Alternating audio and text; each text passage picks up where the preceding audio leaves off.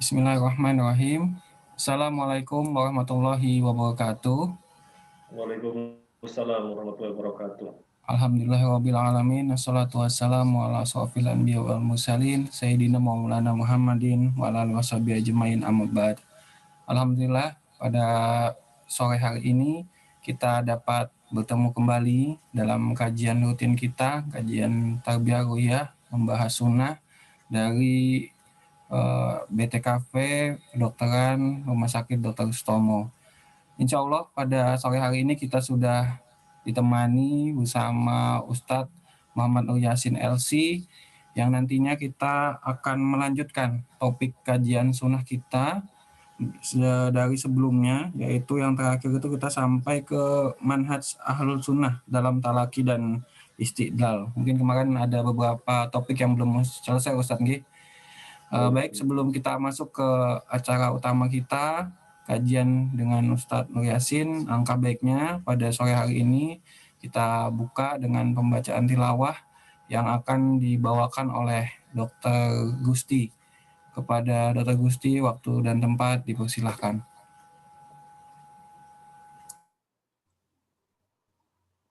Assalamualaikum warahmatullahi wabarakatuh. Waalaikumsalam. A'udzu billahi minasyaitonir rajim. Bismillahirrahmanirrahim. Ayyuhalladzina aminu billahi wa rasulihi wal kitabil ladzi nazzala ala rasulihi wal kitabil ladzi anzala min qabl wa may yakfur billahi wa malaikatihi wa kutubihi wa rusulihi wal yaumil akhir faqad dhalla dhalalan ba'ida. Innal ladzina amanu kafaru thumma kafaru thumma asdadu kufran lam yakunillahu liyaghfira lahum wala liyahdiyahum sabila. Wahai orang-orang yang beriman, tetaplah beriman kepada Allahnya dan kitab yang diturunkan kepada Rasulnya, serta kitab yang diturunkan sebelumnya. Barang siapa ingkar kepada Allah, kitabnya, Rasulnya, kemudian, maka sungguh orang itu telah tersesat sangat jauh. Sungguhnya orang yang beriman lalu kafir, kemudian beriman lagi, kemudian kafir lagi, lalu bertambah kekafirannya, maka Allah tidak akan mengampuni mereka dan tidak pula menunjukkan kepada mereka jalan yang lurus. Wassalamualaikum warahmatullahi wabarakatuh. Waalaikumsalam warahmatullahi wabarakatuh. Jazakallah khair pada Dr. Gusti atas lawahnya. Semoga yang mendengarkan dan yang membawakan sama-sama mendapat rahmat dari Allah Subhanahu wa taala. Baiklah, para peserta kajian sore hari ini, kita akan memasuki materi utama kita pada sore hari ini bersama Ustadz Nur Yasin. Kami ingatkan kepada para peserta kajian nantinya dapat bertanya pada sesi diskusi secara langsung dengan Ustadz Nur Yasin, atau dapat juga bertanya dengan memanfaatkan kolom diskusi yang nanti akan saya bantu sampaikan kepada Ustadz Nur Yasin. Baiklah, untuk mempersingkat waktu pada Ustadz Nur Yasin, waktu dan tempat dipersilakan. Monggo Ustadz. Jazakallah khairan. Assalamualaikum warahmatullahi wabarakatuh. Waalaikumsalam warahmatullahi wabarakatuh. Bismillah, walhamdulillah, wassalatu wassalamu ala rasulillah, wa ala alihi wa ashabihi wa mawalah, wa la hawla wa la quwata illa billah. Tidak ada daya dan kekuatan kecuali dari Allah Azza wa Jalla. Kita bisa bermajlis pada sore hari ini tidak lain karena taufik dari Allah Azza wa Jalla yang diberikan kepada kita semuanya. Kalau kita lihat-lihat sekitar kita, kata orang ini tanggal merah, sehingga mereka pada libur. Tapi Masya Allah, ini taufik dari Allah, meskipun libur, kita tetap bermajelis taklim. Dan ini kesyukuran yang harus kita syukuri. Kesyukuran yang kita harus syukuri. Bahwasanya di saat kawan-kawan pada libur, kita bisa bermajelis taklim, ini adalah suatu kesyukuran, kita mensyukurinya. Mensyukurinya apa? Kok kita mampu? Kok kita mampu? Maka kesyukuran di atas kesyukuran. Terlebih aktivitasnya berupa thalabul ilmi yang merupakan eh, bentuk ketaatan yang fadilahnya sangat besar, yaitu akan dimudahkan jalan ke surga. Kita mengetahui proses di mahsyar sangatlah berat di antara upaya untuk mendapatkan kemudahan, yaitu di dunia ini kita semangat bermajelis ilmu, semangat bermajelis taklim. Para dokter rahimani wa rahimakumullah jami'an, ma'asyiral muslimin rahimani wa rahimakumullah jami'an, semoga Allah merahmati kita semuanya. Kajian kita adalah kajian berkelanjutan yang kita ambil dari kitab Al-Wajiz fi Aqidatis Salafis Salih Ahli Sunnah wal Jamaah yang kita sajikan dalam bentuk PowerPoint yang berisikan 11 prinsip. Setiap muslim harus memahami betul 11 prinsip ini. Dan jangan sampai muslim tidak memahami 11 prinsip ini. Jadi yang pertama memang Muslim tidak mungkin mengenal 11 prinsip ini, dan faedah yang kedua, kita akan memiliki benteng yang kokoh, yang kuat ketika ada syubhat-syubhat yang datang kepada kita. Ada kerancuan pemikiran yang datang kepada kita. Insya Allah dengan mudah tertepis dengan kita memahami betul 11 prinsip ini. Sudah 6 prinsip kita bahas dalam waktu yang agak panjang. Prinsip yang pertama, mengimani rukun iman dengan benar, sudah kita bahas. Yang kedua adalah mengetahui kandungan keimanan, sudah kita bahas. Yang ketiga, tidak mudah-mudahnya mengkafirkan muslim lainnya, sudah kita bahas. Yang keempat, sikap ahlus sunnah terhadap nas-nas al-wa'du wal-wa'id, janji dan ancaman, sudah kita bahas. Kemudian yang kelima, tentang masalah karomah para wali, sudah kita bahas. Yang keenam, tentang al-wala dan al-bara, sudah kita bahas. Dan kita sekarang sedang membahas prinsip yang ketujuh, metode ahlus sunnah wal jamaah di dalam talaki dan istidlal. Gimana metodenya? Metodenya gimana? Di dalam talaki mengambil ilmu, dan di dalam istidlal mengambil dalil. Karena kalau metodenya salah, caranya salah, meskipun bahannya sama, tapi caranya salah, caranya keliru, ya nggak jadi. Demikian pula di dalam beragama. Maka cara itu penting sekali. Nah, cara inilah yang populer dengan istilah manhaj. Bagaimana manhajnya? Bagaimana metodenya di dalam beragama? Nah, dalam hal ini, bagaimana metode di dalam talaki, mengambil ilmu, dan istidlal. Sudah kita bahas 3 poin. Yang pertama, sumber hukum adalah Al-Quran dan hadis. Itu dannya kita garis merah atau kita tulis merah, karena di sini permasalahannya. Orang yang mengatakan sumber hukum adalah Al-Quran kemudian hadis akan dihasilkan pemahaman yang sesat. Jadi harus Al-Quran dan hadis. Kemudian yang kedua yang sudah kita bahas, Al-Quran dan hadis harus dipahami dengan pemahaman sahabat. Nggak boleh dipahami dengan pemahaman siapapun. Dipahami dengan kepentingannya, dipahami dengan perasaannya, dipahami dengan kelompoknya. Nggak boleh. Harus dipahami dengan pemahaman sahabat. Ini yang kedua sudah kita bahas. Yang ketiga, Al-Quran, yang ketiga hadis ahad ya. Hadis ahad adalah dalil dalam agama sebagaimana hadis mutawatir. Sebagian kaum muslimin salah di dalam masalah ini.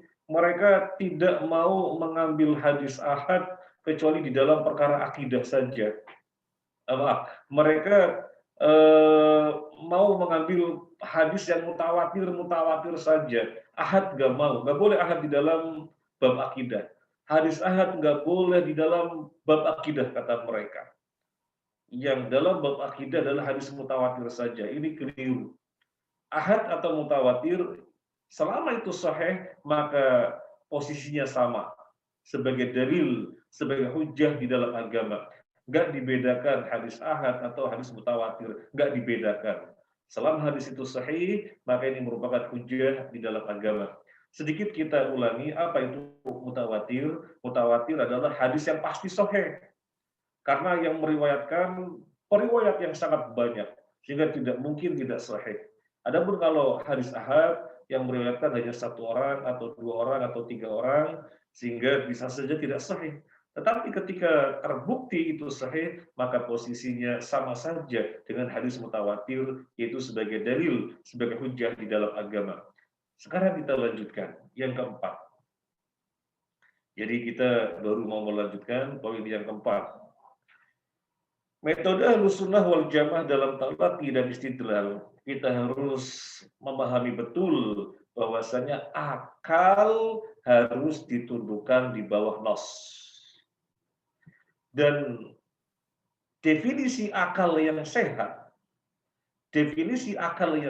adalah manakala dia ditundukkan di bawah nas, di bawah Al-Quran dan hadis. Kalau akal tidak ditundukkan di bawah Al-Quran dan hadis, tidak ditundukkan di bawah nas, maka akal tersebut tidak dikatakan akal sehat. Ini yang harus diketahui. Poin yang keempat penting sekali di dalam mengkaji prinsip yang ketujuh. Manusia memiliki akal yang merupakan kelebihan di antara makhluk-makhluk yang lain. Kita dibedakan dari binatang dengan akal. Jadi akal itu sesuatu yang luar biasa. Media atau alat yang dengannya manusia bisa menaklukkan dunia, bisa menaklukkan laut, bisa menaklukkan udara, bisa menaklukkan apapun dengan akalnya. Jadi luar biasa. Tapi perlu kita ketahui, akal itu betapapun hebatnya dan merupakan kelebihan untuk manusia yang Allah ciptakan, tapi dia memiliki kelemahan.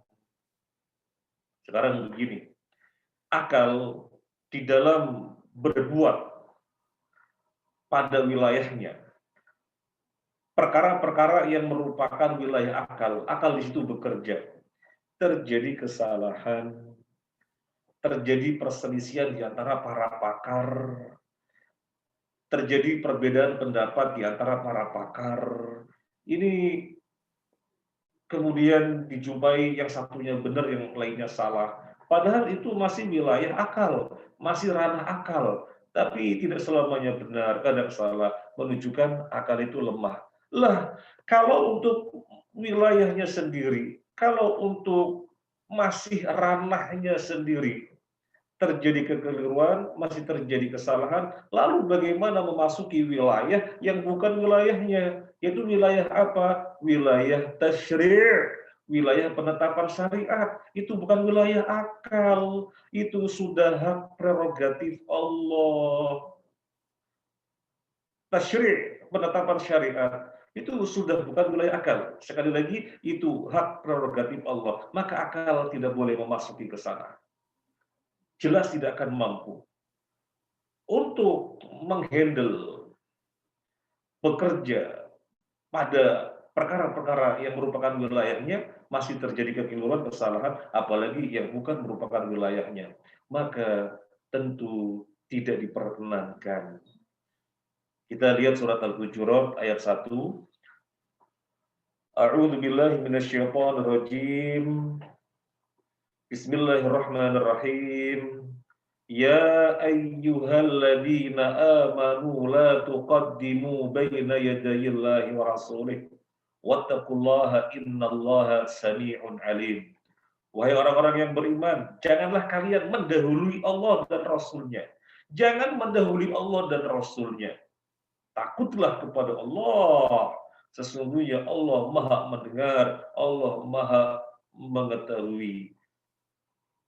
Jangan kita mendahului Allah dan Rasul-Nya. Jangan mendahului Allah, Al-Quran. Jangan mendahului Rasulnya, hadis.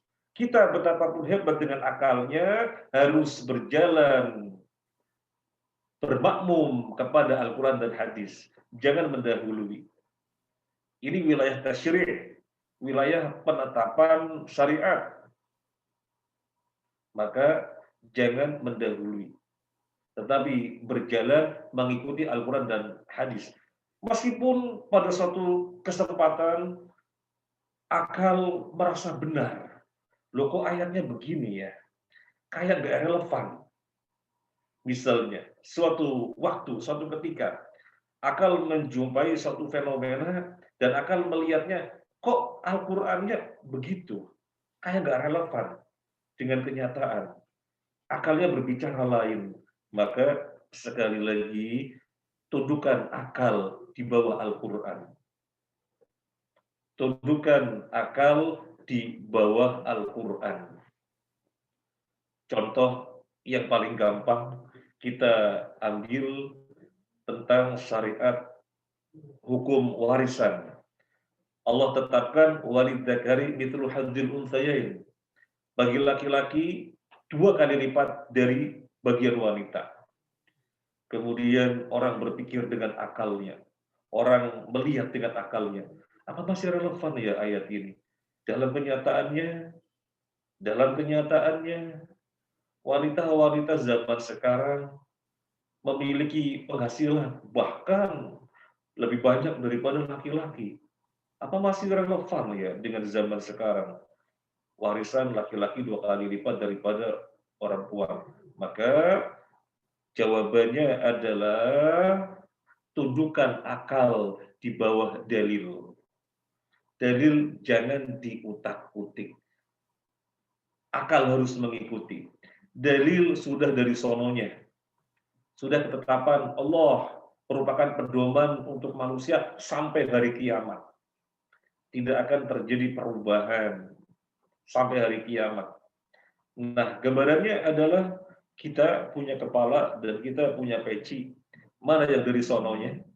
Ya dari sononya adalah kepala. Peci sesuatu yang baru. Kalau peci mau dimasukkan nggak muat, maka yang menyesuaikan pecinya, cari yang lebih besar biar muat, biar masuk ke kepala. Jangan yang disalahkan kepalanya, ditipras-tipras pakai pisau biar pecinya masuk, maka tidak tepat karena kepala sudah dari sononya.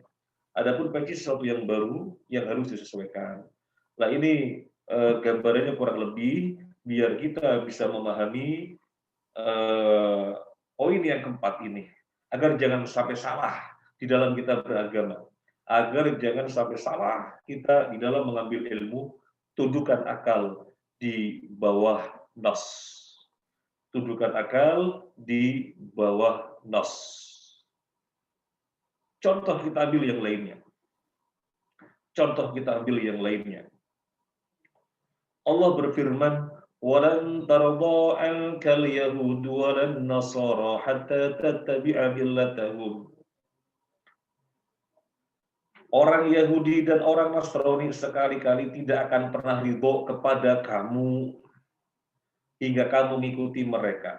Allah informasikan kepada kita semuanya bahwasanya yang namanya orang Yahudi, orang Nasrani secara khusus dan orang non-Muslim secara umum tidak akan pernah rela kepada kita hingga kita mengikuti mereka.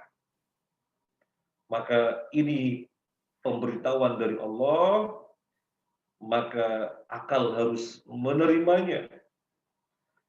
Tidak kemudian akal ngutak-ngutik. Tapi dalam kenyataannya Yahudi dan Nasrani nggak kayak gitu. Baik sekali sama kita kok. Nah, baik sekali dengan kita itu di dalam waktu-waktu tertentu, di dalam momen-momen tertentu. Tetapi berbicara secara mendasar, keberadaan mereka sesungguhnya sangatlah murka dengan kaum muslimin. Yang menginformasikan siapa? Allah, zat yang maha mengetahui segala-galanya. Maka tidak mungkin dikalahkan dengan akal. Akal melakukan penelitian, melakukan pemantauan. Apa ini ayat benar? Nggak mungkin ayatnya salah. Akal kita yang harus ditundukkan. tidak perlu kemudian, wah ini ayat sudah tidak tepat, sehingga kemudian eh, kemudian apa?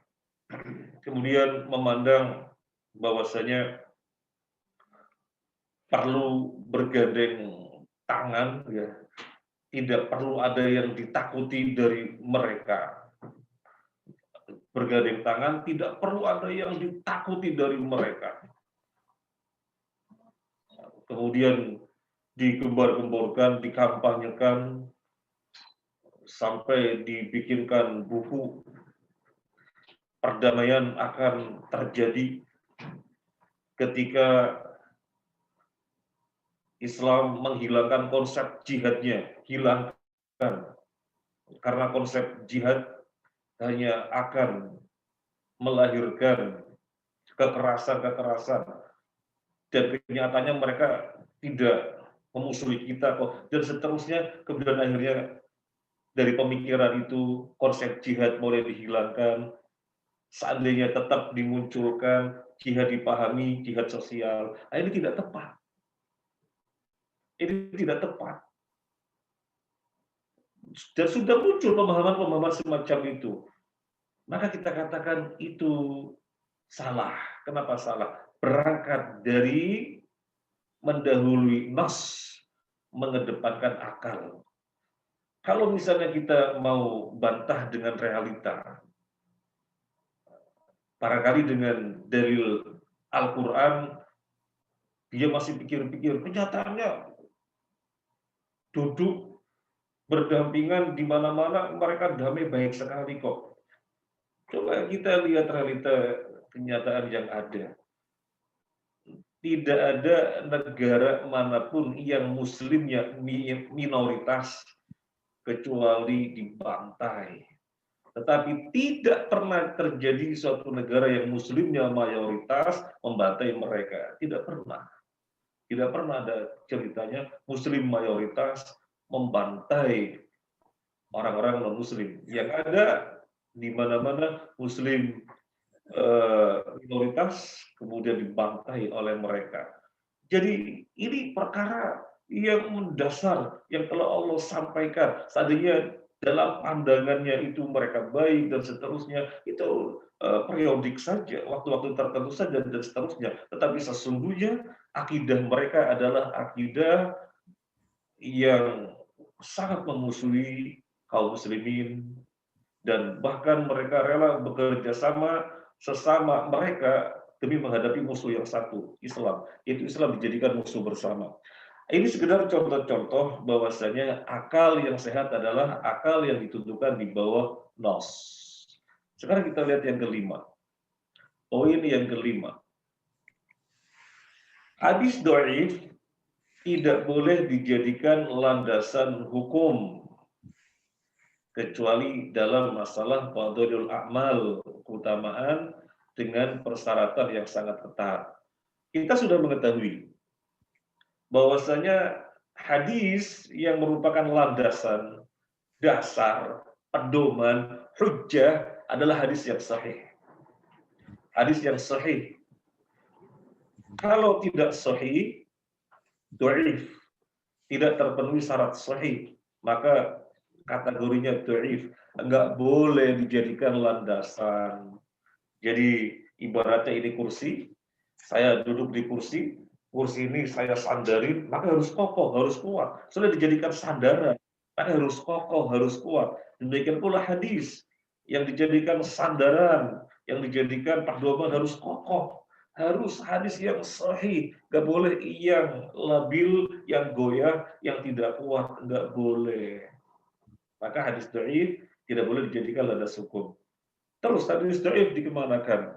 Boleh, tapi dalam masalah fadhailul a'mal saja, keutamaan-keutamaan amalan, itu pun dengan persyaratan yang sangat ketat. Nah, ini garis bawahi. Boleh dalam bab fadhailul a'mal, itu pun dengan persyaratan yang sangat ketat. Apa di antara persyaratan yang ketat tersebut? Dhaifnya tidak parah, dhaifnya ringan. Kemudian hadis dhaif tersebut memiliki akar dalam syariat. Jadi memang dia dhaif. Tetapi ada hadis-hadis sahih yang berbicara tentang tema yang sama.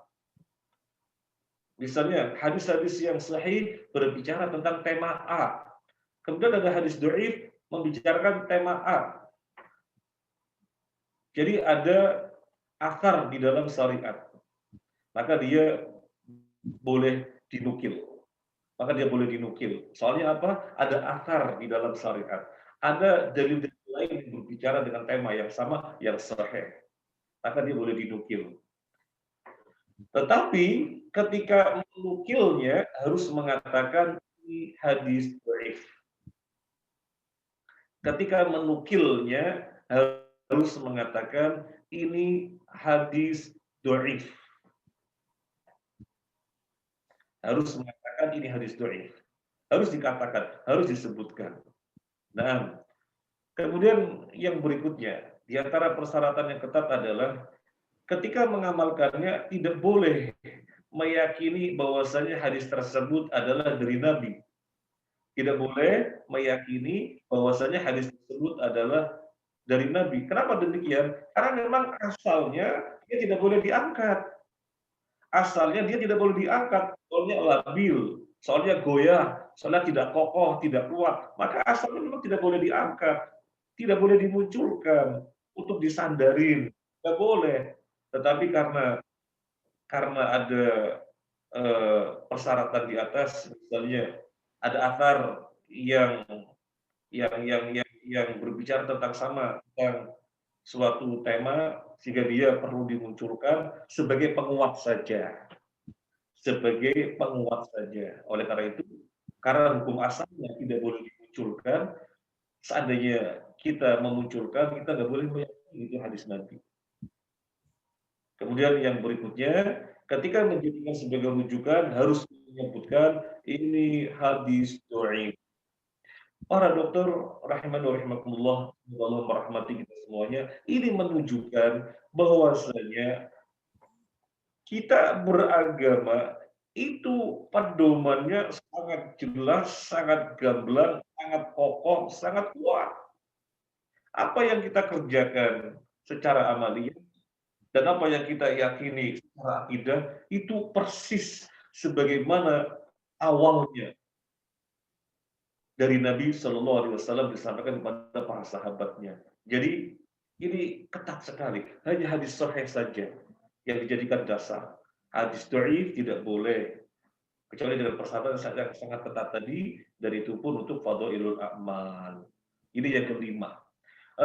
Perlu kita sampaikan, ada sebagian kaum muslimin kemana-mana membacakan kitab, isinya keutamaan amalan-amalan. Tapi hadis-hadis di dalamnya bukan sekedar dhaif, tapi palsu banyak sekali. Hadis dhaif saja nggak boleh, kecuali dengan persyaratan yang sangat ketat. Apalagi hadis palsu, ya lebih tidak boleh lagi. Ada kitab-kitab yang memang kita harus hati-hati. Seperti kemudian, alhamdulillah sudah tidak beredar lagi, namanya Duratun Nasihin, sudah tidak beredar lagi. Karena di dalamnya isinya hadis palsu dan hurafat dan yang lain-lainnya, dan masih ada beredar hadis-hadis yang dhaif dijadikan sebagai landasan, maka kita harus hati-hati. Kita harus hati-hati di dalam kita membeli kitab, di dalam kita membeli buku. Khawatirnya yang dimuat, yang dinukil itu hadis-hadis dhaif. Baik, ini yang kelima. Sekarang yang berikutnya, masih yang kelima, hadis dikatakan dhaif. Hadis dikatakan dhaif karena tidak memenuhi 5 persyaratan sahih. 5 persyaratan untuk dikatakan hadis sahih adalah ittisalus sanad. Periwayatannya nyambung. Misalnya Imam Bukhari mengambil dari gurunya, gurunya mengambil dari gurunya lagi, gurunya ngambil dari gurunya lagi, sambung sampai sahabat, sambung sampai Nabi. Ini namanya nyambung. Kalau tidak nyambung, misalnya sekedar contoh, Imam Ibnu Majah, dia mestinya ngambil dari guru di atasnya, tapi diloncatin langsung generasi yang lebih tinggi. Ada satu generasi dilewatin, di atas memang nyambung sampai sahabat sampai Nabi, tapi ada satu generasi yang dilewatin, terjadi missing link, putus mata rantai, maka itu namanya tidak ittisalus sanad, tidak nyambung, nggak memenuhi hadis untuk dikatakan sahih, harus nyambung.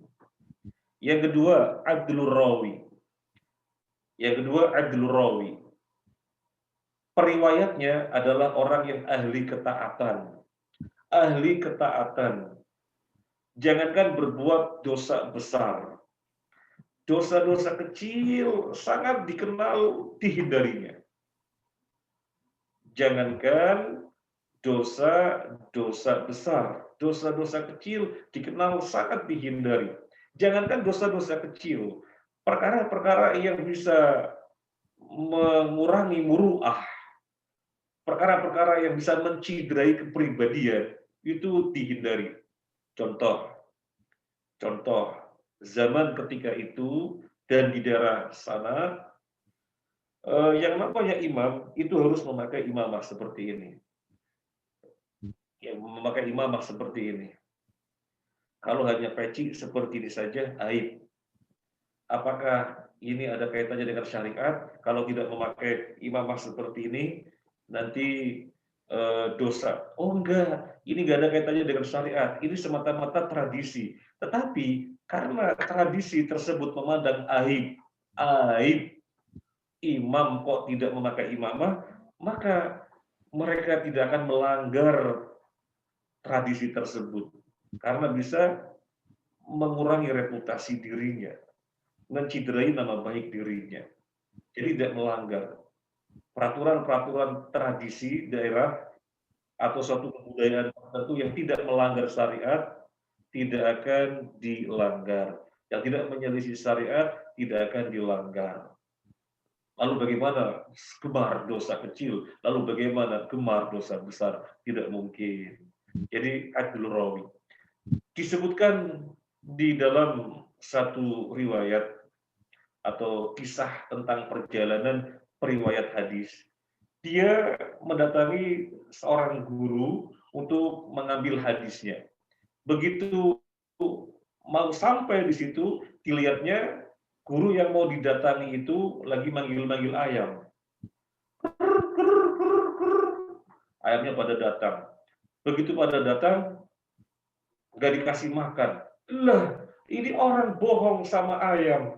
Saya khawatir, jangan-jangan hadisnya dari dia ada yang didustakan, nggak jadi ngambil. Padahal hanya dilihatnya bohong sama ayam. Lalu bagaimana bohong sama orang? Nggak akan diambil. Jadi ini syarat hadis sahih, adlul rawi, periwayatnya dikenal ahli ketaatan. Dan yang berikutnya bobat. Syarat hadis sahih yang berikutnya adalah bobat. Dobat itu apa? Dobat bahasa kita otentisitas, keotentikan. Jadi sangat otentik dengan yang di atasnya, dari gurunya. Dari gurunya lafaznya bagaimana? Persis seperti yang dari gurunya itu. Ini namanya dobat hafalan. Dari gurunya bagaimana? Lafaz per lafaz, kalimat per kalimatnya persis, nggak berbeda. Dobat hafalan. Juga dobat tulisan, otentik secara tulisan. Lafaz-lafaz kalimat-kalimat yang ditulis sama dengan tulisan yang dari gurunya, yang dari gurunya. Jadi ada dobat secara hafalan, ada dobat secara tulisan. Nah, ini syarat. Ada sedikit kisah yang perlu kita sampaikan di sini. Imam Bukhari, siapa yang tidak kenal Imam Bukhari, rahimahullah taala, rahmatan wasi'atan, semoga Allah merahmatinya dengan rahmat yang sangat luas. Imam Bukhari dia sangat dikenal di antara para thalibul ilmi yang meneliti, mencari, menulis hadis. Sangat terkenal Imam Bukhari. Suatu ketika dia akan datang ke Baghdad. Maka orang-orang sudah menunggu-nunggu. Imam Bukhari mau ke Baghdad. Kemudian orang-orang pengen tahu bagaimana dobetnya. Bagaimana hafalannya. Pengen tahu. Dikumpulkan 10 orang. Dikumpulkan 10 orang. Masing-masing orang menyiapkan 10 hadis. 10 kali 10 berapa? 100. 100 hadis disiapkan. Tapi masing-masing orang, ya, yang masing-masing itu 10 hadis dibolak-balik periwayatannya. Dari fulan, dari fulan, dari fulan, dari fulan, dari Nabi, ini dibolak-balik, ditukar-tukar.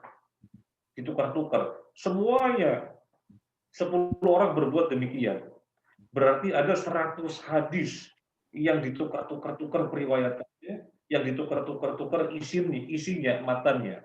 Begitu Imam Bukhari datang, kemudian berkumpul di masjid, orang yang pertama menyampaikan, Anfulan, anfulan, anfulan, anfulan, anin Nabi Sallallahu Alaihi Wasallam kada kada wa kada. Imam Bukhari mengatakan, saya nggak pernah tahu riwayat itu, nggak pernah tahu saya. Kemudian disampaikan hadis yang kedua, anfulan, anfulan, anfulan, anfulan, anin Nabi Sallallahu Alaihi Wasallam. Imam Bukhari mengatakan, saya nggak pernah tahu hadis itu. Sampai 10 dibacakan, saya nggak pernah tahu. Semuanya saya nggak pernah tahu. Tapi kemudian langsung dikoreksi. Adapun yang pertama, semestinya adalah anfulan, anfulan, anfulan. Adapun matan hadisnya adalah ini. Yang kedua, semestinya anfulan, anfulan, anfulan. Adapun isi hadisnya adalah ini. Dikoreksi 10-nya. Dan sampai 10 orang. Semuanya menyampaikan, berarti 100 dikoreksi. Maka ketika itu, kaum muslimin, para tulabul ilmi ketika itu pada bertakbir Allahu Akbar, dobetnya sangat diakui, sehingga kalau hadis diriwayatkan oleh Imam Bukhari pasti sahih. Karena dobetnya sedemikian rupa. Kemudian yang berikutnya, ada musyudud. Syarat untuk dikatakan hadis sahih adalah ada musyudud. Apa yang dimaksud dengan ada musyudud? Ada musyudud tidak menyelisihi periwayat lain yang lebih terpercaya. Tidak menyelisihi riwayat lain yang lebih terpercaya. Untuk sedikit memahami, mungkin saya kasih gambaran begini. Di dalam dunia kedokteran, ada seseorang, sebut saja namanya Profesor Fulan. Dia sangat diakui keilmuannya. Kemudian ada seseorang yang menyampaikan suatu teori yang dipandangnya benar, tapi menyelisihi teori profesor tadi. Maka ini namanya syudzuz. Dalam dunia hadis namanya syudzuz. Menyelisihi riwayat lain yang lebih terpercaya. Seandainya terjadi seperti itu, hadisnya tidak diterima sebagai hadis sahih. Nggak boleh menyelisihi riwayat lain yang lebih sahih. Misalnya hadis yang diriwayatkan oleh Imam Muslim tentang masalah wudhu. Yang satunya lagi hadis diriwayatkan oleh Imam Al-Baihaqi dalam masalah wudhu pula. Periwayatannya sama persis, sanadnya sama persis, sama persis. Imam Muslim ya jalur periwayatannya sama, Imam Baihaqi jalur periwayatannya sama, tetapi kemudian isinya berbeda. Maka namanya hadisnya Imam Baihaqi adalah hadis yang syudzuz, hadis yang syadz, karena menyelisih periwayat yang lebih terpercaya, yaitu Imam Muslim. Nah, makanya hadis yang dibawakan oleh Imam Baihaqi dinyatakan sebagai tidak sahih karena tidak memenuhi syudzuz. Dan yang terakhir adabul illah. Syarat yang kelima untuk dikatakan sahih adabul illah. Tidak boleh ada sesuatu yang menciderai hadis tersebut. Sekecil-kecilnya itu tidak boleh ada cideranya, tidak boleh ada lukanya. Kalau diketahui ada lukanya, ada cederanya, maka tidak disebut sahih. Masya Allah. Jadi ternyata untuk dikatakan hadis sahih yang merupakan pedoman, yang merupakan hujjah, yang merupakan dalil di dalam agama sedemikian ketatnya. Harus 5 syarat terpenuhi, harus. Kalau cuma 4 saja, nggak bisa dikatakan sahih. Kategorinya do'if. Kategorinya do'if. Jangankan eh, 3 apalagi, 4 saja do'if, jangankan cuma 2. Jadi harus 5 untuk dikatakan sahih. Mungkin pernah mendengar hadis hasan. Para dokter rahimakumullah, semoga Allah merahmati kita semuanya, mungkin pernah mendengar istilah hadis hasan. Hadis hasan persyaratannya sama persis dengan sahih. Makanya juga merupakan hujjah di dalam agama. Bedanya apa? Sahih dengan hasan bedanya apa? Bedanya di persyaratan. Bedanya di persyaratan dobat. Bedanya di persyaratan dobat. Kalau sahih dobatnya tam, dobatnya sempurna. Kalau hasan dobatnya tidak tam, dobatnya tidak sempurna. Jadi gambarannya begini untuk memudahkan pemahaman. Misalnya di sebuah masjid imamnya ada 2. Di sebuah masjid imamnya ada 2. Si fulan A dan si fulan B. Si fulan A kalau ngimami nggak pernah dijumpai salah. Dari Al-Baqarah sampai An-Nas sudah dibaca, nggak pernah dijumpai salah. Jadi sangat lancar sekali mungkin sebagaimana hafalan Al-Fatihah. Nah, imam yang kedua, imam B misalnya, masih ada salah-salah. Jadi hafalannya tidak sebagaimana hafalan imam fulan A. Dalam dunia hadis, imam fulan A kalau meriwayatkan maka hadisnya sahih. Karena dobatnya tam, sempurna. Sementara imam yang kedua, si fulan B, dalam dunia hadis, kalau dia meriwayatkan hadisnya hasan. Sebagai dalil, sebagai hujjah, tetapi derajatnya hasan, tidak sahih. Sahih dan hasan keduanya merupakan hujjah karena terpenuhi 5 syarat tadi. Cuma untuk hasan dobatnya tidak sampai tam. Adapun sahih dobatnya tam. Rahimakumullah. Dari sini kita semakin jelas. Oh, begitu ya.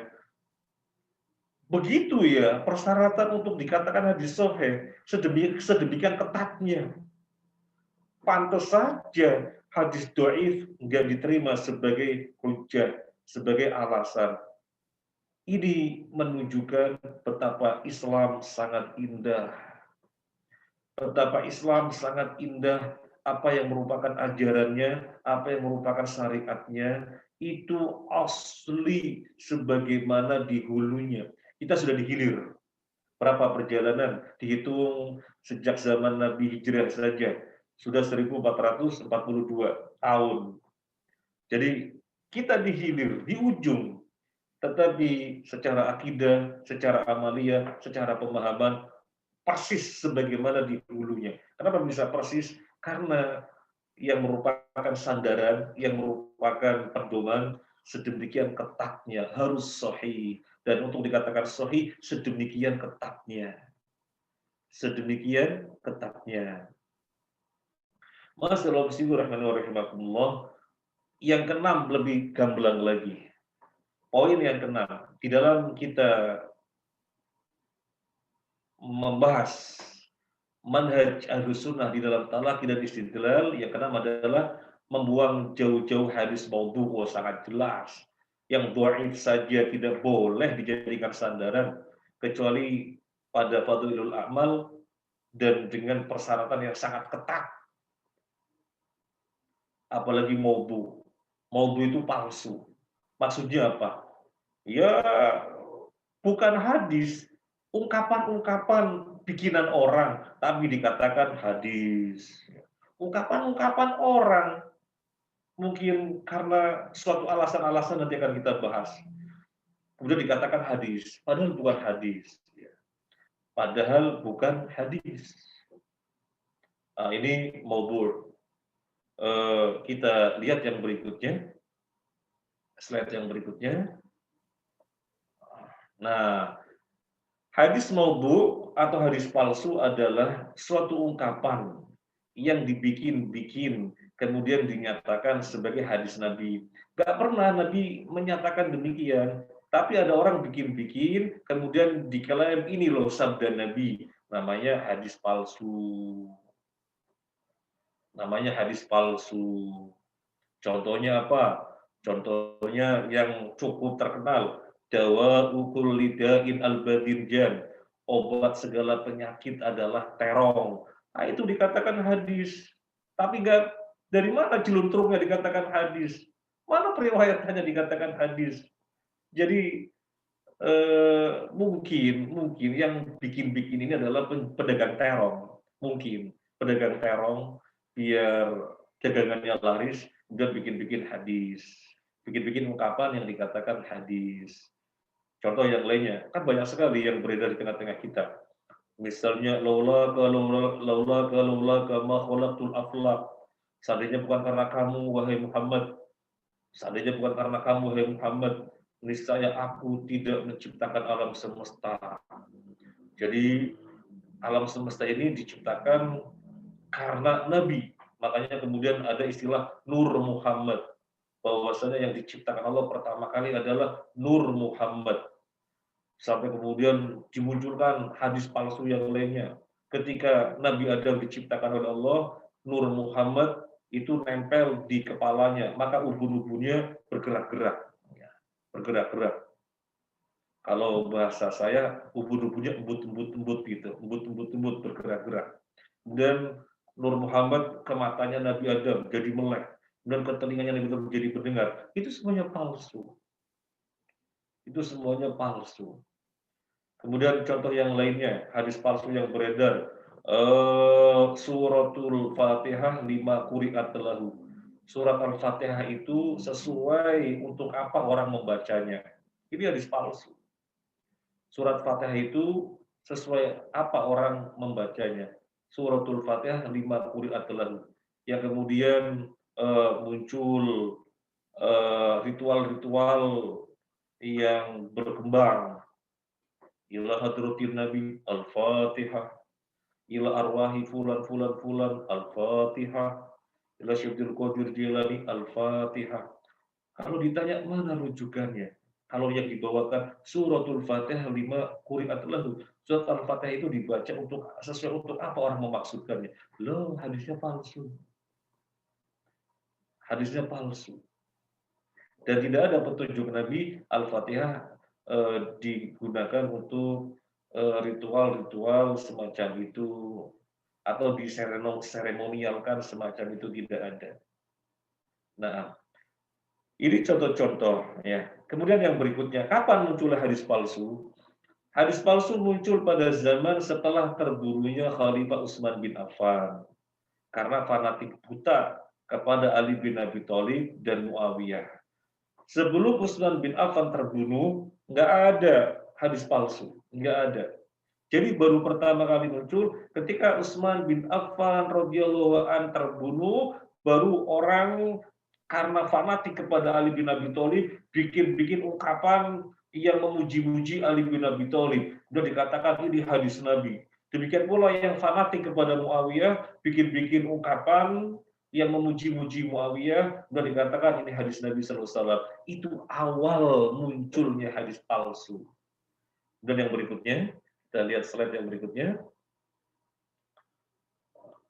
Setelah itu, hadis palsu menyebar dengan kuat karena adanya fanatik kepada pemimpin, negeri, bahasa, madhab, tarhib dan tarhib. Jadi untuk memotivasi suatu amalan dan adanya para qasas, tukang cerita. Jadi sekitar pada abad ketiga gitu ya, sekitar pada abad ketiga pada tahun 300 Hijrah itu muncul qasas, orang yang berprofesi sebagai tukang cerita, keliling kemana-mana bercerita, kemudian ditanggap oleh orang-orang pada mendengarkan. Nah, biar ceritanya menarik, para qasas, para tukang cerita ini membumbuinya dengan hadis-hadis palsu. Jadi bikin-bikin ungkapan dan yang lainnya sudah dikatakan hadis. demi menariknya cerita yang dia ceritakan. Ini turut andil menjadikan munculnya hadis-hadis palsu. Kemudian yang berikutnya, nah sekarang poin yang ketujuh. Di dalam pembahasan metode Ahlussunnah wal Jamaah di dalam talaqi dan istidlal. Apa yang ketujuh? Islam sudah sempurna dengan wafatnya Nabi. Tidak ada wahyu yang turun setelah itu. Ini harus kita pahami baik-baik. Islam itu sudah sempurna dengan wafatnya Nabi. Tidak ada wahyu yang turun setelah itu, karena kan sudah sempurna. Dan wahyu yang terakhir turun itu apa? Wahyu yang terakhir turun adalah al-yauma akmaltu lakum dinakum. Pada hari ini telah aku nyatakan sempurna bagimu agamamu. Jadi bagaimana keberagamaannya Nabi Muhammad dengan para sahabat secara akidah dan secara amaliyah, Allah nyatakan sudah sempurna. Yang namanya sempurna itu sudah paripurna, sudah mentok, nggak butuh penambahan dan nggak butuh pengurangan. Nah, yang sempurna itu kemudian diriwayatkan dari generasi ke generasi sampai kepada kita. Jadi sudah final, nggak perlu ada penambahan syariat atau pengurangan syariat. Kalau kemudian poin ini kurang dipahami, maka yang terjadi adalah model keberagamaan yang bikin-bikin ritual sendiri. Padahal nggak pernah ada pada zaman Nabi. Kalau poin yang ketujuh ini tidak dipahami, maka yang terjadi adalah munculnya pemahaman-pemahaman baru. Padahal nggak ada pernah di zaman Nabi Sallallahu Alaihi Wasallam. Maka harus dipahami betul. Di dalam kita mengambil ilmu, di dalam kita mengambil dalil, poin yang ketujuh adalah Islam itu sudah sempurna. Dengan wafatnya Nabi Sallallahu Alaihi Wasallam. Dan beliau bersabda, taraktukum alal wadihah lailuha kadahariha. Atau kama qala Nabi, aku tinggalkan kalian alal wadihah dalam keadaan gamblang, terang benderang. Lailuha kadahariha, malamnya seperti siangnya. Ini ungkapan menunjukkan saking gamblangnya, saking terangnya, malamnya seperti siangnya, kata Nabi Sallallahu Alaihi Wasallam. Jadi tidak ada yang abu-abu, semuanya sudah sempurna. Semuanya sudah sempurna. Makanya Ma'asyiral muslimin rahimani wa rahimakumullah,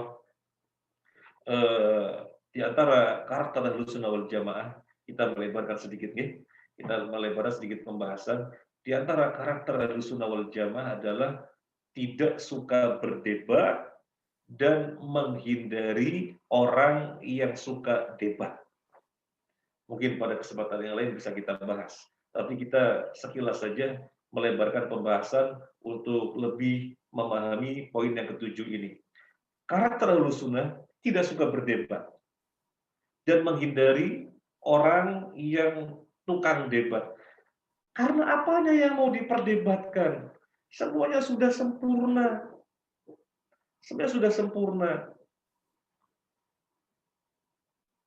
Seandainya terjadi perbedaan, maka di dalam masalah-masalah fikih yang memang di situ diperkenankan ijtihad.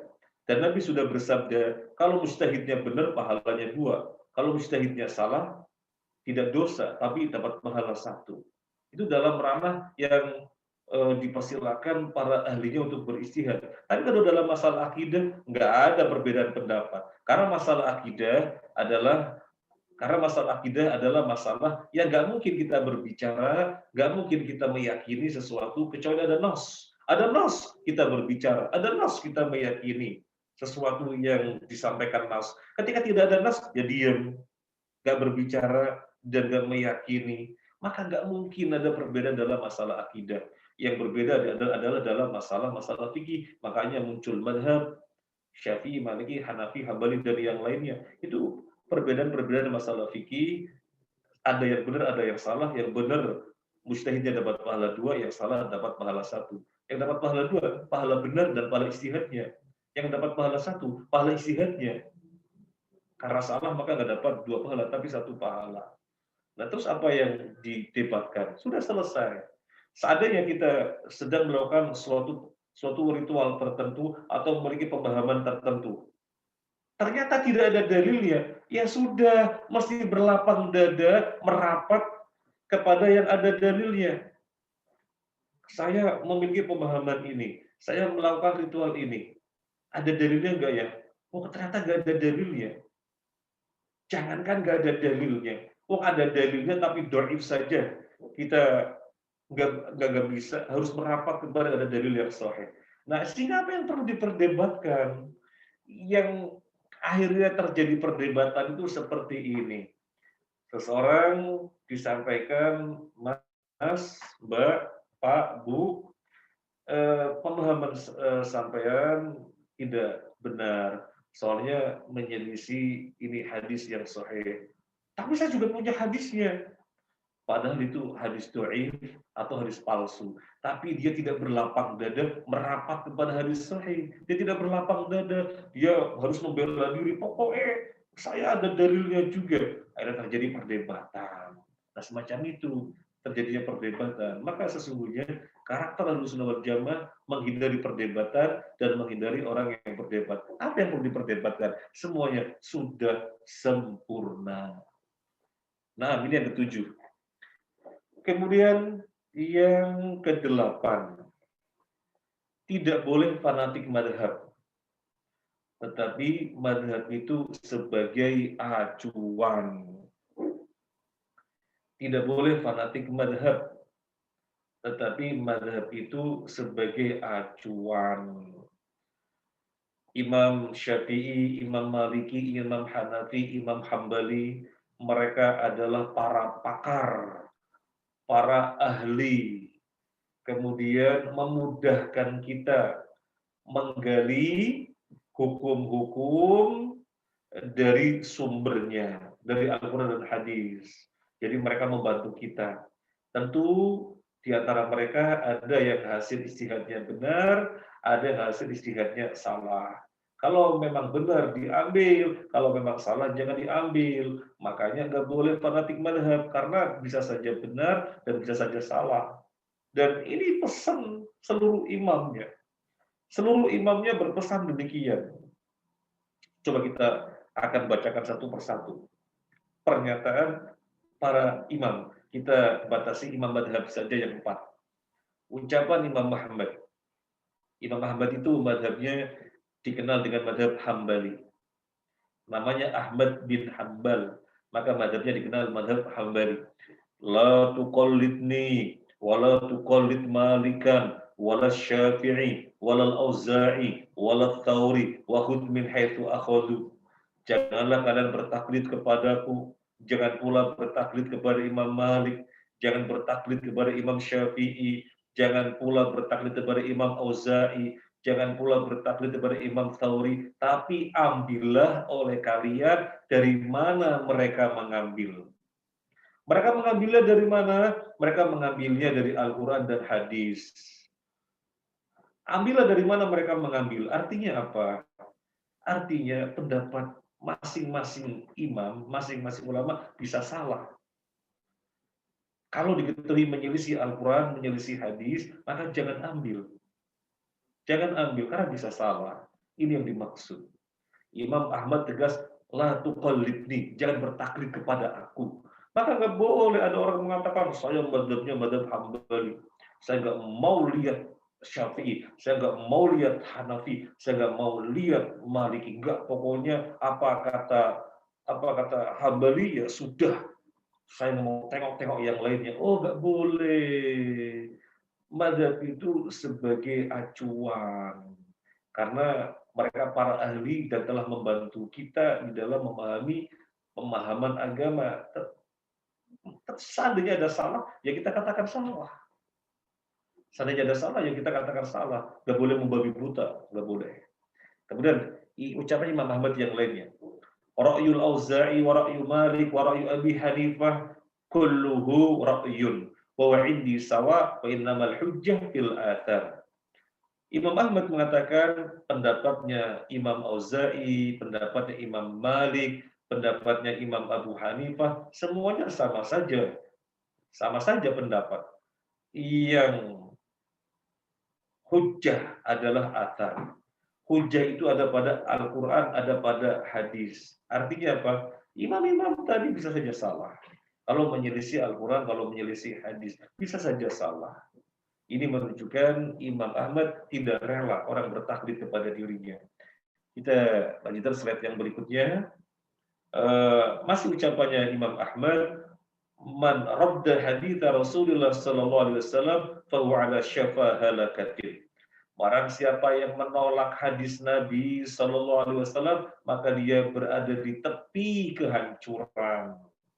Jadi karena taklid kepada imam tertentu, padahal jelas-jelas ada hadis sahih yang menyelisih pendapat tersebut, tapi hadis sahihnya tidak mau dilihat, ditolak. Pokoknya kata imam ini, nah, kata Imam Ahmad, itu berarti orang berada di tepi kehancuran. Menunjukkan apa? Imam Ahmad tidak rela orang bertaklid kepadanya. Bisa saja beliau salah. Itu diakui melalui statement-statementnya yang baru saja kita bacakan. Sekarang ucapan Imam Syafi'i. Apa ucapan Imam Syafi'i? Kullu hadithin anin Nabi sallallahu alaihi wasallam fa huwa qawli, fa lam tasma'uhu minni. Setiap hadis Nabi sallallahu alaihi wasallam adalah pandanganku, meskipun kalian tidak mendengarkannya dari aku. Jadi maksudnya Imam Syafi'i menyatakan madhabnya beliau adalah hadis Nabi. Apa madhabnya Imam Syafi'i? Hadis Nabi. Kalian bermadhab dengan madhabku, ini maksudnya. Kalau iya, maka lihat hadis Nabi. Karena madhabku adalah hadis Nabi. Artinya apa? Dirinya bisa salah.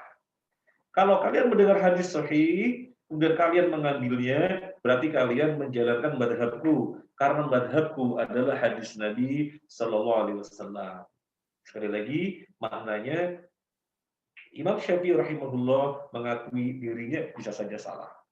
Yang berikutnya, kita lihat slide yang berikutnya. Masih ucapan Imam Syafi'i. Ajma'al muslimuna ala anna man istabana lahu sunnatun an Rasulullah sallallahu alaihi wasallam lam yahilla lahu ayyad'aha liqauli ahadin. Kaum muslimin telah berijma', telah bersepakat bahwasanya siapa saja yang telah jelas baginya sunnah Nabi sallallahu alaihi wasallam, maka tidak halal baginya untuk meninggalkannya karena pendapat seseorang. Wong sudah jelas kok hadis Nabi sampai kepada dia, tapi dia tidak mau hadis Nabi tersebut karena mempertahankan pendapat seseorang. Kata Imam Syafi'i, perbuatan semacam itu tidak halal, tidak diperbolehkan. Kemudian Imam Syafi'i lebih lanjut mengatakan, "Idza ra'aitumuni aqulu qawlan wa qad sahha 'an Nabi sallallahu alaihi wasallam khilafuhu fa'lamu anna aqli qad dhahaba." Jika kalian melihatku mengatakan suatu pendapat yang hadis sahih menyelisih pendapatku tersebut, maka ketahuilah waktu itu akalku lagi blank. Ini kata Imam Syafi'i. Saya ulangi lagi. Kalau kalian melihat aku berpendapat, lalu ada hadis sahih yang menyelisihinya, menyelisih pendapatku itu, maka ketahuilah waktu itu akalku lagi blank. Jangan diambil pendapatku. Itu maksudnya. Kemudian yang berikutnya, Imam Syafi'i mengatakan, "Ma min ahadin illa wa tadhabu alaihi sunnatu li Rasulillah sallallahu alaihi wasallam wa ta'zubu anhu. Famahma qultu min qawlin aw assaltu min aslin fihi an Rasulullah sallallahu alaihi wasallam khilafu ma qultu fal qaul ma qala Rasulullah sallallahu alaihi wasallam fa huwa qauli." Tidaklah seseorang kecuali berada pada dua keadaan. Orang siapapun orangnya tanpa terkecuali, muslim siapapun tanpa terkecuali, pasti berkaitan dengan hadis Nabi itu dua keadaan. Imam menerima atau imam menolak. Nggak ada yang ketiga. Imam menerima atau imam menolak siapapun. Nah, Meskipun aku mengatakan suatu pendapat, menyampaikan suatu ijtihad, ternyata hadis Nabi menyelisihi, maka yang betul dan harus diambil adalah hadis Nabi tersebut. Jangan ditinggalkan demi mengambil pendapatku. Jangan. Ambillah hadis Nabi tersebut. Itulah madhabku. Jadi madhabnya Syafi'i, Imam Syafi'i adalah hadis Nabi Sallallahu Alaihi Wasallam. Sebagaimana statement yang sebelumnya. Baik, sekarang ulama yang ketiga yang kita telah siapkan, yaitu Imam Malik. Ya, Imam Malik. Madhabnya dikenal dengan madhab Maliki. Innama ana basyarun uhti'u wa usibu fanduru fi ra'yi fakullu ma wafaqal kitaba was sunnata fakhuduhu wa kullu ma lam yuwafiq al kitaba was sunnah fatrukuhu. Aku ini manusia biasa, kata Imam Malik, bisa salah, bisa benar. Maka perhatikanlah pendapatku. Kalau memang pendapatku sesuai dengan Al-Quran dan hadis, ambil. Tapi kalau pendapatku tidak sesuai dengan Al-Quran dan hadis, tinggalkanlah. Ini menunjukkan Imam Malik mengakui dari statementnya ini dirinya bisa salah. Yang tidak mungkin salah adalah Nabi Sallallahu Alaihi Wasallam. Kemudian yang di bawahnya adalah ucapan Imam Malik ketika berziarah ke makamnya Nabi. Apa kata beliau? Kullu qaulin yuqbalu wa yuraddu illa sahibu hadzal qabr. Setiap pendapat bisa diterima dan bisa ditolak. Yang harus diterima nggak bisa ditolak hanyalah pemilik makam ini. Itu Rasulullah SAW mutlak harus diterima, nggak boleh ditolak. Adapun saya Imam Malik maka nggak mutlak, bisa diterima dan bisa ditolak. Bisa diterima dan bisa ditolak. Kalau memang sudah Al-Quran hadis, terima. Kalau tidak sesuai, tolak. Kemudian yang berikutnya ucapan Imam Hanafi, madhabnya dikenal dengan madhab Hanafi atau ya madhab Hanafi ya. Idza qultu qawlan yukhalifu kitab Allah Ta'ala wa khabar Rasul sallallahu alaihi wasallam fatruku qawli. Jika aku mengatakan suatu pendapat yang menyelisihi Al-Qur'an dan hadis, maka tinggalkanlah pendapatku. Maka tinggalkanlah pendapatku. Kalau pendapatku menyelisih Al-Quran dan hadis. Kemudian yang di bawahnya, Imam Abu Hanifah atau madhab Hanafi memberi arahan kepada muridnya yang namanya Ya'qub. Waihak ya Ya'qub.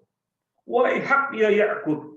La taktub kullama tasma'u minni. Fa ini qad ara ar-ra'ya al-yawm wa turku ghadan. Wa ara ar-ra'ya ghadan wa turku ba'da ghadin. Ya'qub, ojo ngono. Bahasa kita kan gitu. Ojo ngono. Jangan menulis setiap yang kamu dengar dari aku. Jangan. Karena bisa saja hari ini aku berpendapat, besok aku ganti pendapat itu. Atau mungkin besok aku berpendapat, besok lusa aku ganti. Artinya apa? Imam Hanafi mengakui dirinya bisa salah. Dan dia sangat menyesuaikan dengan athar, dengan nas. Oh, ternyata pendapat saya salah. Dia langsung berlapang dada menyesuaikan dengan hadis, menyesuaikan dengan. Maka jangan mencatat setiap yang aku sampaikan, jangan. Barangkali ini ya, bisa didengar ini internetnya dengan gangguan. Bisa didengar, dokter? Bisa? Bisa nih? Bisa didengar? Soalnya baru saja ada gangguan internetnya. Baik. Bisa, oh, alhamdulillah. Jangan menulis setiap yang kamu dengar, karena bisa saja pendapatnya aku ganti. Ini menunjukkan Imam Hanafi menyampaikan jangan taklid kepada dirinya. Kita harus mengambil dari hadis, karena itu tidak mungkin salah. Adapun imam-imam madhab bisa saja salah. Kalau kemudian pertanyaannya begini, boleh nggak kita tidak bermadhab? Atau maksud saya begini, boleh nggak kita langsung menggali Al-Quran dan hadis? Langsung menggali Al-Quran dan hadis. nggak melihat penjelasannya para ulama-ulama, termasuk ulama madhab, boleh nggak? Ya jawabannya kalau mampu silahkan. Kalau mampu silahkan. Tetapi kemudian mampu nggak kita? Itu persyaratannya sangat berat sekali. Menguasai Al-Quran, bukan hafal Al-Quran saja. Menguasai Al-Quran, menguasai asbabun nuzulnya, menguasai bahasa Arab, karakter bahasa Arab, menghafal sekian ribu hadis, mengetahui asbabul wurudnya, kemudian mengetahui hadis yang sahih dari yang dhaif. Jadi sangat banyak syaratnya. Berarti tidak mungkin, tidak mungkin. Terus gimana? Ya, melihat penjelasan-penjelasan para ulama. Dalam hal ini melihat penjelasan para imam madhab dijadikan sebagai acuan. Yang dimaksud sebagai acuan adalah kalau memang itu sahih dan dinyatakan para ulama yang sahih, ambil. Kalau ternyata ada ulama yang ada ulama lain yang mengatakannya, oh itu keliru, ya jangan kita bertaklid. Wah pokoknya Syafi'i pokoknya kalau Syafi'i nggak mau, jangan. Gambarannya begini, bisa nggak mahasiswa eh, tanpa dosen, mahasiswa tanpa dosen sudah menggali keilmuan sendiri untuk teori apa, menggali sendiri tanpa dosen, bisa apa enggak? Ya barangkali bisa, tapi berat sekali. Tetapi kan waktunya juga sangat panjang. Daripada begitu, lebih baik dengan dosen yang sudah lebih dahulu mengetahui, yang sudah lebih dahulu menguasai. Lebih baik belajar dengan dosen. Jadi dosen sebagai acuan. Artinya apa? Karena mereka ahlinya dan telah dahulu menguasai bidang tertentu. Nah, tetapi seandainya ada yang salah, jangan kemudian bertaklid. Pokoknya kata dosen ini. Kurang lebih begitu. Kurang lebih begitu. Selesai pembahasan kita untuk prinsip yang ke-7, yaitu metode Ahlus Sunnah wal Jamaah dalam talaki dan istidlal. Dimulai dari yang pertama, yang berupa sumber referensi adalah Al-Quran dan hadis, bukan kemudian sampai yang terakhir nggak boleh fanatik madhab, ya, nggak boleh fanatik madhab. Kiranya ini yang bisa kita sampaikan. Sebenarnya kita pengen melanjutkan ke prinsip yang ke-8, tapi khawatirnya waktunya mepet dan barangkali ada yang mau didiskusikan. Monggo, dokter, silahkan. Ini Ustaz, jazakallah khair Ustaz Muhammad Nur Yasin atas materinya, sungguh banyak sekali ilmu yang kita dapatkan sore hari ini. Baik Ustadz, kita melanjut ke sesi diskusi Ustadz. Ini di kolom chat ada beberapa pertanyaan ya Ustadz, akan saya bacakan Ustadz. Mungkin yang pertama ini dari Dr. Heru Subroto. Assalamualaikum warahmatullahi wabarakatuh. Ustadz, penjelasan bahwa kebanyakan hadis sahih disahihkan oleh Imam Nasiruddin Al-Albani maupun Imam Al-Arnaud. Bagaimana penjelasannya? Jazakallah khairan. Monggo Ustaz.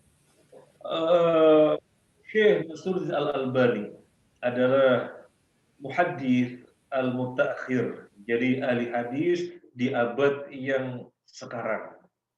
Ahli hadis yang di abad sekarang atau ahli hadis yang ya abad paling kekinian gitu. Selain ahli hadis yang lainnya, ya. Selain ahli hadis yang lainnya. Dan keilmuan beliau, kepakaran beliau di dalam dunia hadis diakui oleh para ulama-ulama ahli hadis. Sehingga ketika beliau mengatakan sahih, biasanya langsung diambil. Ketika beliau mengatakannya dhaif, biasanya langsung dinyatakan dhaif karena kepakarannya yang sedemikian rupa. Sebenarnya bukan Imam Syekh Al-Albani saja, tapi Syekh Al-Albani adalah karena di abad yang sekarang. Adapun yang sebelum-sebelumnya para muhaddis semuanya adalah ahli hadis sebagaimana Imam Al-Albani. Demikian. Demikian pula Syekh Al-Arnaud gitu yang tadi disebutkan juga demikian. Jadi termasuk sudah ya kekinian. Maka itu yang biasa kita lihat. Dan terlebih Syekh Al-Albani memiliki silsilah al-ahadits ad-dhaifah, seri hadis-hadis dhaif, seri hadis-hadis palsu yang berapa jilid itu ya. Kemudian taklik beliau sahih siapa, sehingga sangat membantu dan baik sekali kita mengalokasikan anggaran untuk memilikinya. Baik sekali. Ini, dokter. Iya, Ustadz. Terima kasih Ustadz. Kami lanjutkan ke pertanyaan selanjutnya. Ini dari Dr. Gusti. Assalamualaikum. Bagaimana dengan penjelasan hadis doif yang tidak parah sehingga bisa dijadikan rujukan? Terima kasih Ustadz. Syarat hadis doif dijadikan rujukan maksudnya penguat ya. Penguat atas hadis yang sudah ada. Kalau dijadikan rujukan nggak boleh. Ya nggak boleh karena bukan dalil, tapi penguat karena ada athar lain yang sahih yang telah membahas tema tersebut. Tetapi ketika dimunculkan ini hadis doif sebagai penguat, syaratnya doifnya tidak parah. Siapa yang tahu itu doifnya parah atau tidak? Yang tahu ahlinya, ya. Yang tahu ahlinya. Jadi yang secara spesifik mempelajari ilmu hadis, gitu ya. Kalau kita orang tidak spesifik mempelajarinya, maka tidak mengetahui doifnya parah atau tidak. Ya tidak mengetahui. Jadi mesti diserahkan kepada ahlinya.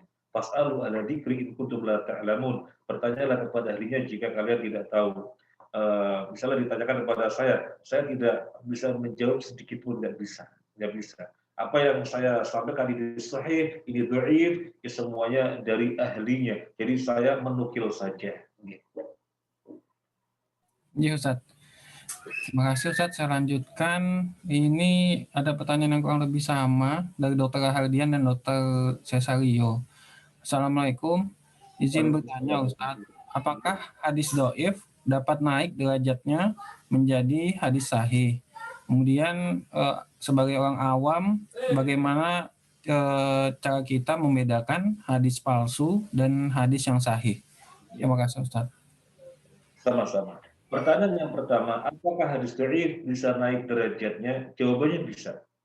Hadis dhaif naik derajatnya menjadi hadis hasan. Jadi tentang suatu tema, ada periwayatan yang hukumnya dhaif. Periwayatan ini merupakan hadis dhaif. Tapi banyak jalurnya. Suatu tema tertentu hadis itu dhaif, ternyata ada jalur yang lain dhaif juga dengan tema yang sama. Ada jalur yang lain, Jadi banyak jalur membahas tema yang sama. Maka bisa terangkatnya menjadi hadis hasan. Namanya hasan li ghairihi. Hadis hasan atau hadis derajatnya hasan yang berasal dari kumpulan hadis-hadis dhaif yang menguat ya. Kumpulan hadis-hadis dhaif yang menguat, maka naik derajatnya menjadi hadis hasan. Sekali lagi namanya hasan li ghairihi. Kemudian kalau hasannya dari dirinya ya, hasan dari dirinya itu bagaimana? Terpenuhi syarat yang 5 tadi, yaitu syarat hadis sahih, cuma untuk sisi persyaratan dobet nggak sempurna, maka itu hasan dari diri. Tapi kalau hasan karena hadis dhaif yang terangkat, namanya hasan li ghairihi. Kemudian pertanyaan yang kedua, kita sebagai orang yang awam tidak mengetahui hadis dhaif, hadis maudhu, caranya bagaimana? Jawabannya adalah fas'alu ahla dzikri in kuntum la ta'lamun. Bertanyalah kepada ahlinya jika kalian tidak mengetahui. Dan Masya Allah, kita bersyukur kepada Allah, para ahlinya telah memudahkan kita, tinggal kita menyiapkan anggaran, kita datang ke toko kitab, membeli silsilah hadis dhaif, silsilah hadis palsu, kemudian hadis Sahih At-Tirmidzi, hadis Sahih Abu Dawud, hadis Sahih Ibnu Majah. Jadi tinggal kita beli, kita lihat gitu. Kita lihat. Misalnya suatu ketika ada postingan, wah nggak tahu ini sahih apa dhaif gitu ya. Dan kita nggak bisa mengecek sendiri, di-share ke seorang ustadz atau ke seorang kiai. Nanti ustadz atau kiai tersebut akan membantu mengecekkan ini dhaif apa sahih atau jangan-jangan palsu. Demikian. Jadi dikembalikan kepada ahlinya. Sebagaimana saya dan teman-teman awam di dalam masalah medis atau kedokteran ya kita akan larikan kepada ahlinya yaitu dokter, sama seperti itu. Nggih. Ya, jazakallah khair Ustaz. Satu pertanyaan lagi Ustaz Nggih. dari Ibu Puspitasari. Assalamualaikum warahmatullahi wabarakatuh. Waalaikumsalam warahmatullahi wabarakatuh. Nah, Ustaz, apa yang harus dilakukan oleh orang yang belum mencapai tingkatan ijtihad? Terima kasih Ustaz. Apa yang harus dilakukan oleh orang yang belum mencapai tingkatan ijtihad? Seperti kita semuanya. Seperti kita semuanya. Tidak mencapai tingkatan ijtihad. Dan kita mengakuinya dengan sebenar-benarnya pengakuan. Al-Quran kita nggak hafal, seandainya hafal ya sekedar hafal, tidak ada penguasaan tentang ulumul Quran, hadis hafal juga berapa, bahasa Arab yo sekedar bisa misalnya gitu ya, belum yang lainnya, sehingga kita tidak sampai mencapai derajat ijtihad. Apa yang kita lakukan? Yang kita lakukan adalah bertaklid. Yang kita lakukan adalah bertaklid. Bertaklid, mengikuti siapa? Mengikuti ahlinya, tetapi syaratnya jangan taklid buta. Taklid buta itu artinya apa? Tutup mata, pokoknya saya maunya Syekh Utsaimin saja misalnya, selain Syekh Utsaimin saya tidak mau. Nah, padahal Syekh Utsaimin bisa saja keliru di dalam perkara tertentu. Nah, pokoknya saya maunya Syekh bin Baz saja misalnya. Jadi rujukan-rujukan saya hanya Syekh bin Baz, yang lainnya saya nggak mau. Itu namanya taklid buta, nggak boleh. Ya, ketika kita melakukan satu amalan, merujuk kepada seorang ahli, ternyata itu dinyatakan oleh ahli yang lain, wah ada kekeliruan. Kemudian disampaikan kekeliruannya dan diakui oleh para ulama yang lainnya bahwasanya itu memang ada kekeliruan, maka kita legowo beralih kepada yang koreksian tadi. Ya, koreksian tadi. Misalnya begini. Imam Asy-Syafi'i di dalam ijtihadnya menyatakan kunut subuh atau membaca kunut di subuh itu adalah sunnah. Tetapi kemudian para ulama yang lainnya yang ahli, yang memang sama-sama mujtahid, rujukan semua hadis kunut subuh itu dhaif. Semuanya dhaif. Sehingga tidak dijadikan rujukan. Sehingga dari sini kemudian kita bagaimana sikapnya. Kalau memang hadisnya dinyatakan dhaif dan para ulama yang lainnya mengatakan dhaif yang dijadikan rujukan, ya kita berlapang dada. Sehingga kita tidak kemudian terus pokoknya Syafi'i ini, apalagi Indonesia dikenal Syafi'i, saya nggak mau meninggalkannya. Oh jangan. Jadi kita dipersilakan taklid karena kita tidak mencapai derajat mujtahid, tetapi jangan taklid buta. Ya, kita dipersilakan taklid. Taklid yang tidak buta, istilahnya adalah ittiba. Ittiba, mengikuti dalil, bukan mengikuti pokoknya orang, yang bukan. Demikian dokter. Semoga bermanfaat. Jazakallah khair kasihan Ustaz Muhammad Nur Yasin LC atas materinya pada sore hari ini. Mungkin kita karena terbatasan waktu tidak terasa sudah pukul 5 sore ya Ustaz. Alhamdulillah banyak sekali tambahan ilmu yang kita dapatkan pada kajian sunnah sore hari ini.